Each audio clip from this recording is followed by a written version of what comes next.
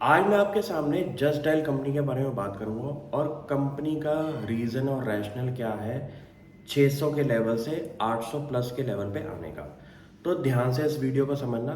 क्योंकि इस वीडियो से आपको ये पता चलेगा एक बिजनेस टर्न अराउंड क्या होता है और ऐसे केस में कैसी कंपनीज को आपको आइडेंटिफाई करना है। तो इस वीडियो को स्टार्ट करते हैं और ध्यान से इसको सुनिए।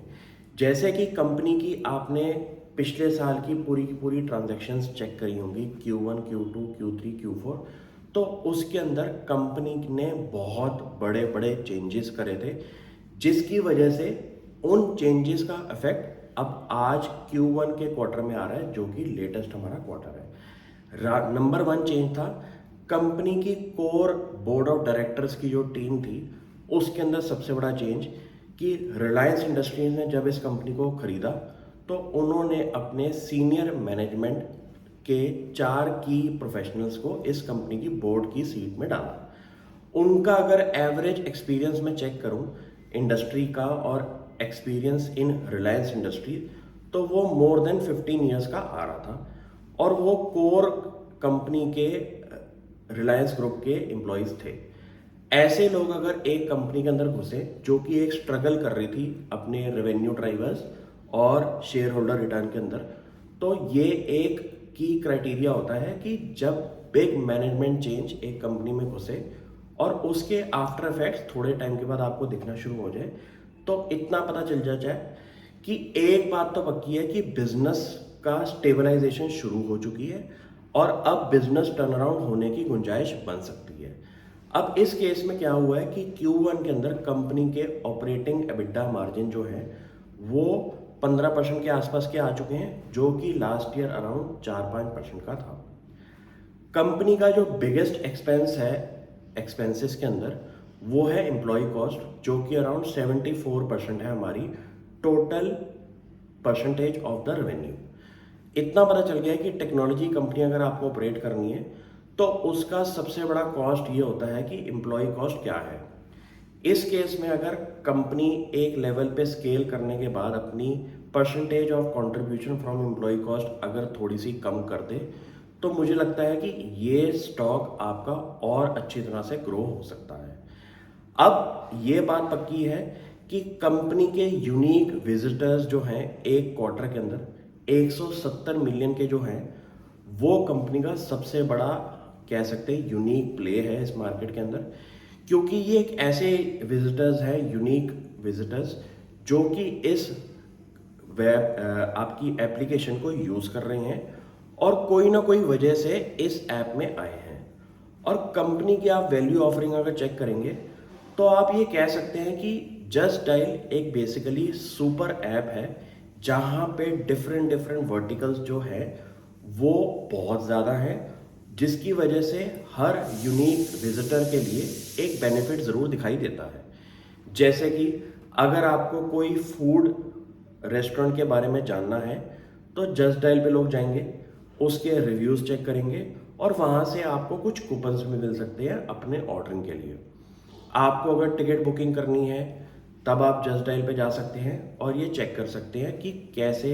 डिफरेंट वेबसाइट्स के अंदर आपको डिफरेंट रेट्स मिल रहे हैं। तो एक kind of market place model जो इस कंपनी का है, उसमें एक विजिटर को एक ऐसी ऑफरिंग मिल रही है कि उसको डिफरेंट वेबसाइट्स पे जाने की ज़रूरत नहीं है। एक ही वेबसाइट पे 4-5 डिफरेंट वेबसाइट्स के रेट्स आ रहे हैं आपके टिकट बुकिंग के। तो आप एक कस्टमर पॉइंट ऑफ व्यू से अगर चेक करेंगे तो इतना आपको पता चल जाएगा कि अगर कोई बंदा जस्ट डायल पे जा रहा है तो उसको जो वैल्यू एडेड सर्विसेज मिल रही है कंपैरिजन के मामले में, वो काफ़ी बढ़िया है। जैसे कि प्लस आप एक लॉजिस्टिक सर्विसेज यूज़ करना चाहते हैं, सपोज आपका कोई D2C ब्रांड है और आपने एक छोटे लेवल पे काम शुरू किया है और आपको डिफरेंट डिफरेंट सिटीज़ के अंदर अपने पार्सल सेंड करने हैं, तो इस कंपनी के ऐप से आपको डिफरेंट डिफरेंट लॉजिस्टिक सर्विसेज के प्राइजेस आपको मिल जाएंगे, जिसमें से आप पिक एंड चूज कर सकते हैं। तो आप ये सोचिए कि जो भी कंपनी का वर्टिकल है उसके अंदर उन्होंने जो की फोकस रखा हुआ है वो है हमारे कस्टमर्स का,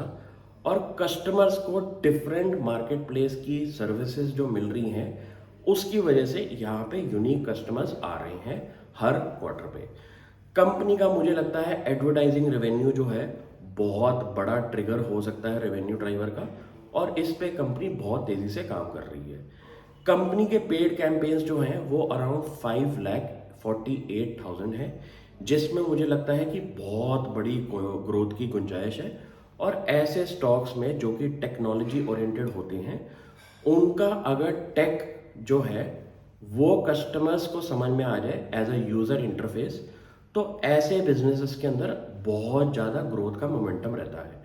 क्योंकि ऐसे बिजनेसेस होते हैं जहाँ पे आपके फिक्स्ड एक्सपेंसेस जो हैं वो इतनी तेज़ी से नहीं बढ़ने जितने आपके रेवेन्यू बढ़ने हैं, और यहाँ पे ऑपरेटिंग लिवरेज का बहुत ज़्यादा फायदा हो सकता है इस कंपनी को। और मुझे लगता है कि जैसे जैसे कंपनी बिजनेस टर्न अराउंड की तरफ जा रही है और भी गुंजाइश बनेगी।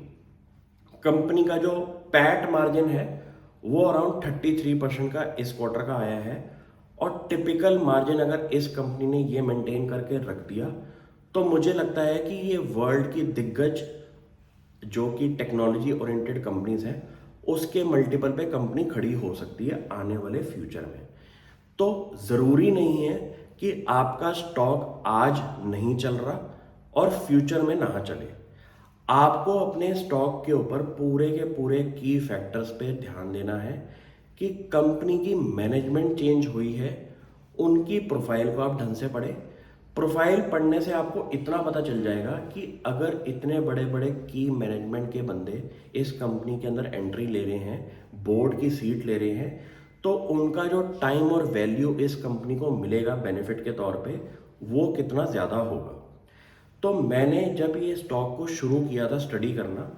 तब कंपनी का शेयर प्राइस 500 और 600 के लेवल पे स्ट्रगल कर रहा था, क्योंकि कंपनी को एक विजन नहीं दिख रही थी ग्रो होने की। और कंपनी की जब विजन अब इस टाइम सही बैठ रही है, वहाँ पे मुझे एक कंपनी का ग्रोथ ड्राइवर अब दिखाई दे रहा है। तो कभी कभी आपका स्टॉक ऐसा हो सकता है कि सही चेकलिस्ट बनाने के बावजूद भी आपका स्टॉक ना चले, लेकिन इस केस में आपको अपनी पेशेंट इन्वेस्टिंग रखनी है। क्योंकि आपके अगर आपके वैल्यू पॉइंट्स जो आपके क्राइटेरिया के हैं वो सही हैं और उस पर कंपनी धीरे धीरे काम करते हुए दिखाई दे रही है, तो इसमें कहीं ना कहीं एक टाइम के बाद री रेटिंग ज़रूर बनेगी, और ऐसे केस में आउट परफॉर्मेंस आपकी इंडेक्स के लेवल पे ज़रूर होती है। लेकिन इस केसेस के अंदर आपको सब्र करनी है और पेशेंटली स्टॉक को ग्रो होते हुए देखना है। तो कभी कभी ऐसे स्टॉक्स के अंदर कुछ टाइम पीरियड तक आपको बिल्कुल ग्रोथ नहीं दिखाई देगी शेयर होल्डर्स के लिए, लेकिन जब वो शुरू होगी ग्रोथ तो आप हैरान हो जाएंगे कि आपकी ग्रोथ का मल्टीपल जो है मार्केट के कंपैरिजन में कितना ज़्यादा है। तो ऐसे स्टॉक्स को वेल स्टडी करें, अपने की ड्राइवर्स नोट्स में बनाएं, और नोट्स ही आगे जाके अगली डिफाइंड कंपनीज आपको आइडेंटिफाई करके देगा। Thank you.